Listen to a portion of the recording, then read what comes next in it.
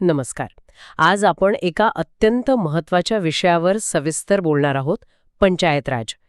MPSC परीक्षेसाठी हा विषय किती महत्त्वाचा आहे हे तर आपल्याला माहीत आहेच. अगदी बरोबर. आणि आजच्या या लेक्चरमध्ये आपण पंचायत राजावरील दिलेल्या नोट्समधला प्रत्येक मुद्दा म्हणजे समित्या, घटना, कायदे, अपवाद, आकडे, तक्ते, सुधारणा एकही गोष्ट न चुकवता पाहणार आहोत.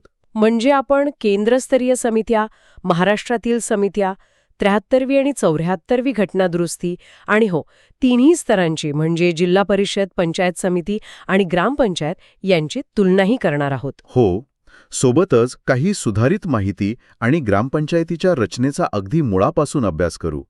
चला तर मग सुरुवात करूया. चला तर मग केंद्र सरकारने नेमलेल्या समित्यांपासून सुरुवात करूया. सगळ्यात पहिली आणि म्हणायला गेलं तर पायाभूत समिती कोणती? बलवंतराय मेहता नीती 1957. त्यावेळचे दोन मोठे सरकारी कार्यक्रम होते.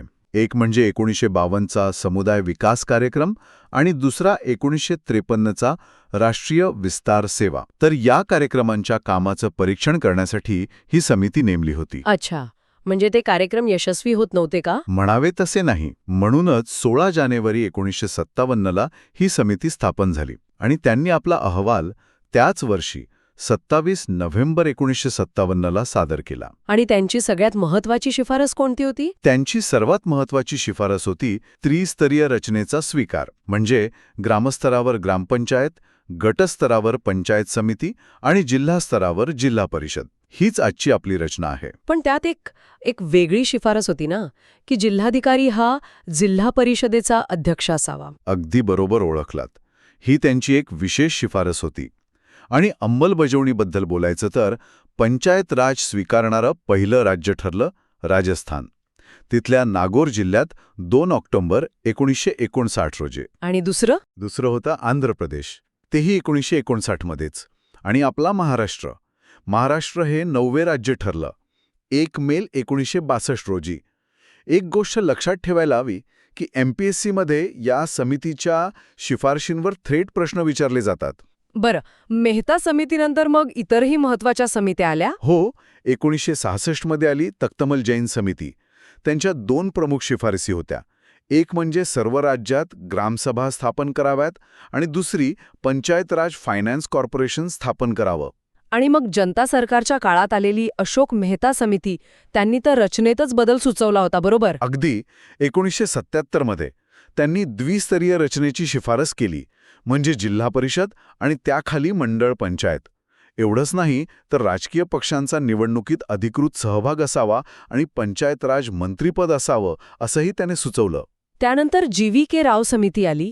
त्यांनी एक खूप प्रसिद्ध निरीक्षण नोंदवलं होतं. हो, मुळाशिवाय रोप म्हणजे ग्रास विदाऊट रूट्स. 1985 मध्ये नियोजन आयोगाने नेमलेल्या या समितीने म्हटलं की नोकरशाहीमुळे पंचायत राज संस्था अगदी निष्प्रभ झाल्या आहेत. म्हणून त्यांनी जिल्हा विकास आयुक्त पद निर्माण करण्याची शिफारस केली. आणि मग या सगळ्या चर्चांनंतर पी.के. थुंगन समिती आली. बरोबर.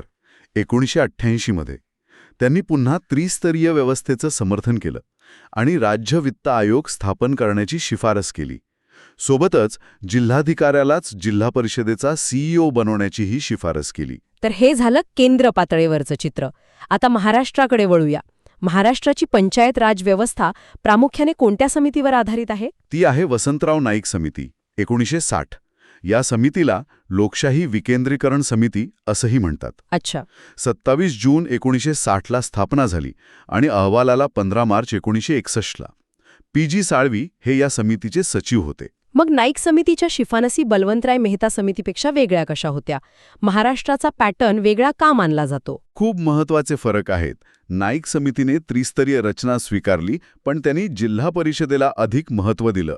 जिल्हा हा विकासाचा प्रमुख घटक मानला. आणि निवडणुकीबद्दल काय? जिल्हा परिषदेच्या सदस्यांची निवड थेट मतदानाने, पण पंचायत समितीच्या सदस्यांची निवड अप्रत्यक्ष पद्धतीने व्हावी असं त्यांनी सुचवलं. आणि त्यांची एक शिफारस तर खूपच क्रांतिकारी होती, ज्यामुळे महाराष्ट्राची व्यवस्था देशात वेगळी ठरली. हो, ती म्हणजे खासदार म्हणजे MP आणि आमदार म्हणजे MLA यांना जिल्हा परिषदेत प्रतिनिधित्व नसावं. हा खूप मोठा निर्णय होता. अच्छा. याशिवाय महसुलाची विभागणी जिल्हा परिषद आणि ग्रामपंचायत यांच्यात 70-30 प्रमाणात व्हावी आणि साधारण 1000 लोकसंख्येसाठी एक ग्रामपंचायत असावी अशाही त्यांच्या शिफारसी होत्या. MPSCमध्ये वसंतराव नाईक विरुद्ध बलवंतराय मेहता समितीच्या शिफारसींमधल्या फरकावर हमखास प्रश्न येतो. नाईक समितीनंतर महाराष्ट्रात आणखी कोणत्या समिती आल्या? हो, 1970 मध्ये ना बोंगीरवार समिती आली. त्यांनी पंचायत समिती स्तरावर 15 सदस्यांची सरपंच समिती असावी असं सुचवलं आणि प्रशासनासाठी उपमुख्य कार्यकारी अधिकारी म्हणजे DYCO पदाची निर्मिती करावी असंही सांगितलं. आणि त्यांनी एक विषय काढून घ्यायला सांगितला होता ना? हो, जिल्हा परिषदेकडील सहकार विषय काढून घेण्याची शिफारस केली होती. आणि त्यानंतर PB पाटील समिती. त्यांनी तर शिफारसींचा पाऊसच पाडला होता म्हणे. हो, अगदी. 1984ची PV पाटील समिती तब्बल 158 शिफारसी केल्या.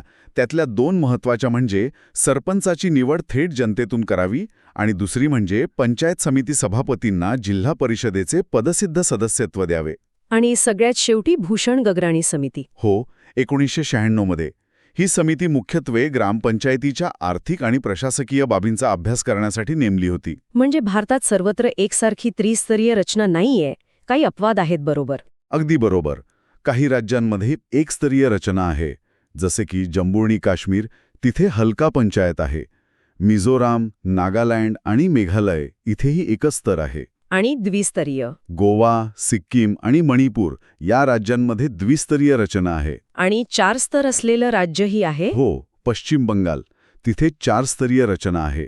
आणि आसाम, त्रिपुरामध्ये स्वायत्त जिल्हा परिषद आहेत. बरं, या सगळ्या समित्या आणि शिफारशींनंतर या संपूर्ण व्यवस्थेला एक घटनात्मक आधार मिळाला. तो प्रवास कसा होता? याची सुरुवात आपल्या राज्यघटनेच्या कलम 40 मध्ये आहे, जे मार्गदर्शक तत्वांमध्ये येतं. पण त्याला खरी घटनात्मक ताकद नव्हती. मग प्रयत्न कोणी केले? राजीव गांधी सरकार आणि VP सिंग सरकारचे प्रयत्न अयशस्वी ठरले होते. अखेरीस PV नरसिंहराव सरकारच्या काळात 73वी आणि 74वी घटनादुरुस्ती मंजूर झाली. या तारखा खूप महत्वाच्या आहेत नाही का? हो. लोकसभा आणि राज्यसभेत मंजुरी मिळाली 22 आणि 23 डिसेंबर 1992ला. राष्ट्रपतींची संमती मिळाली 20 एप्रिल 1993 रोजी आणि मग 73व्या दुरुस्तीची अंमलबजावणी झाली 24 एप्रिल 1993 पासून तर 74व्या दुरुस्तीची 1 जून 1993 पासून. आणि 73वी घटनादुरुस्ती लागू करणारं पहिलं राज्य कोणतं? मध्य प्रदेश. 73वी आणि 74वी घटनादुरुस्ती आपण नेहमी एकत्र ऐकतो, पण यात नेमकं फरक काय आहे? 73वी दुरुस्ती ही पंचायतींसाठी आहे.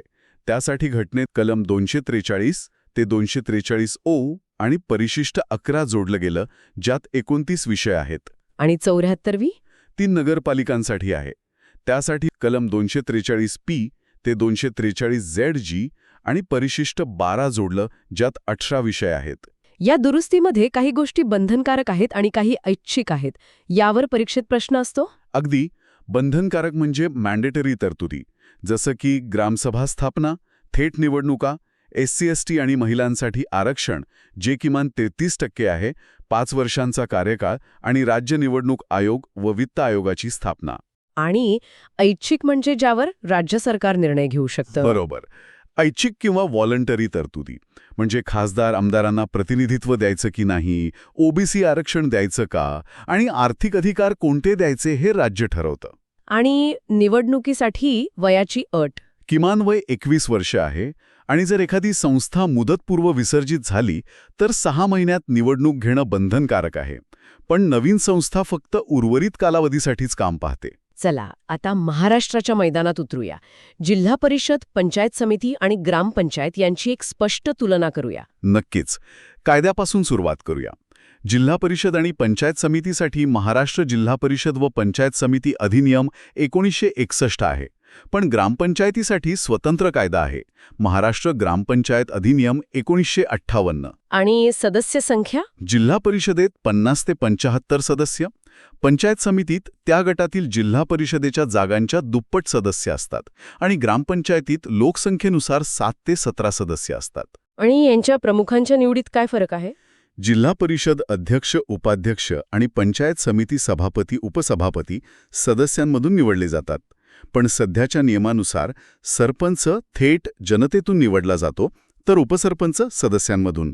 हा मोठा फरक आहे. आणि प्रशासकीय प्रमुख कोण असतो? जिल्हा परिषदेचे मुख्य कार्यकारी अधिकारी म्हणजे सीईओ, पंचायत समितीचे गट विकास अधिकारी म्हणजे बीडीओ आणि ग्रामपंचायतीचे ग्रामसेवक.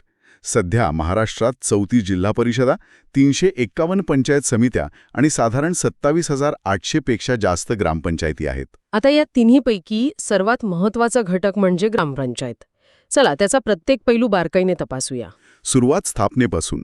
ग्रामपंचायत स्थापन करण्याचा अधिकार विभागीय आयुक्तांना आहे. सर्वसाधारण भागासाठी किमान 2,000 लोकसंख्येचा निकष आहे, तर डोंगरी भागासाठी तो 1,000 आहे. आणि सदस्य संख्या? ती लोकसंख्येनुसार ठरते. म्हणजे 1,500 लोकसंख्येपर्यंत 7 सदस्य, तर 7,501 पेक्षा जास्त लोकसंख्येसाठी 17 सदस्य असतात. आणि सरपंच व उपसरपंच त्यांच्या निवडीबद्दल आणि पात्रतेबद्दल सांगा. सरपंचाची निवड थेट जनतेतून होते आणि 1 जानेवारी 1995 नंतर जन्मलेल्या सरपंचाला 7वी उत्तीर्ण असणं आवश्यक आहे. सरपंच आपला राजीनामा पंचायत समिती सभापतींकडे देतात. आता सगळ्यात गुंतागुंतीचा आणि परीक्षेसाठी महत्वाचा मुद्दा अविश्वास ठराव. ही प्रक्रिया नेमकी कशी चालते? हो, हा मुद्दा खूप महत्वाचा आहे.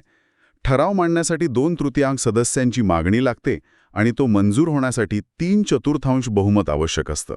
पण थेट जनतेतून निवडलेल्या सरपंचावरील प्रक्रिया अधिक कठीण आहे, बरोबर? अगदी. थेट निवडलेल्या सरपंचावर अविश्वास ठराव मंजूर होण्यासाठी 3/4 बहुमतासोबतच ग्रामसभेची म्हणजे गावातील सर्व मतदारांच्या सभेची साध्या बहुमताने मंजुरी मिळवणं सुद्धा बंधनकारक आहे. म्हणजे सदस्य आणि जनता दोघांचाही विश्वास गमावला हे सिद्ध करावं लागतं. यावर काही वेळेची बंधनं आहेत का? आहेत ना. निवडीपासून पहिले 2 वर्ष आणि शेवटच्या 6 महिन्यात अविश्वास ठराव मांडता येत नाही. आणि ग्रामपंचायतीची सभा आणि ग्रामसभा यातला फरकही स्पष्ट करा. ग्रामपंचायतीची सभा म्हणजे निवडून आलेल्या सदस्यांची सभा, जी महिन्यातून एकदा होते. तर ग्रामसभा म्हणजे गावातील सर्व मतदारांची सभा, जी वर्षातून किमान 4 वेळा घेणे बंधनकारक आहे. आणि या सगळ्याचा प्रशासकीय डोलारा सांभाळणारा ग्रामसेवक. ग्रामसेवकाची नेमणूक जिल्हा परिषदेचे सीईओ करतात. त्याचं वेतन जिल्हा निधीतून दिलं जातं आणि तो ग्रामपंचायतीचा सचिव असतो. उत्तम. आता काही सुधारित माहिती, कारण नियम आणि आकडे सतत बदलत असतात. हो, काही महत्वाचे बदल लक्षात ठेवायलाच हवेत. 1. महाराष्ट्र सरकारने 2022 मध्ये घेतलेल्या निर्णयानुसार सरपंचांची निवड आता थेट जनतेतून केली जाते. 2. ग्रामपंचायतींची संख्या आता वाढून सुमारे 27,800 पेक्षा जास्त झाली आहे. आणि महिला आरक्षणाबद्दल? हो, तेही खूप महत्वाचं आहे. महाराष्ट्रात 21 एप्रिल 2011 पासून 50% महिला आरक्षण लागू आहे. चला, तर मग इतक्या सविस्तर चर्चेनंतर एक जलद उजळणी करूया.